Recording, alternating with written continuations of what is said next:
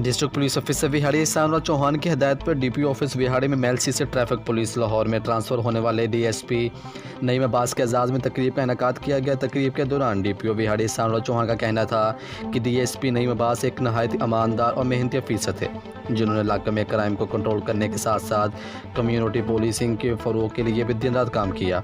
ताहम transfer posting का हिस्सा है जिसे नज़रअंदाज नहीं किया जा सकता। आज बिहारी पुलिस एक मेहनती अफसर से महरूम हो गई है। जबकि इस मौका पर डीएसपी नईम अब्बास का कहना था कि मेलसी में पोस्टिंग के दौरान हमेशा कोशिश रही कि कानून की बालादस्ती को कायम रखते हुए आम और गरीब शहरियों को इंसाफ की फराहमी यकीनी बना सकूं। इस मौका पर मैं अपनी टीम का भी बेहद मशकूर हूं, जिन्होंने क्राइम को कंट्रोल करने के हवाले से मेलसी में एक टीम वर्क की तरह काम किया। तकरीब के दौरान डीएसपी नईम अब्बास को बिहारी पुलिस की जानब से एजाज़ी शील्ड भी दी गई।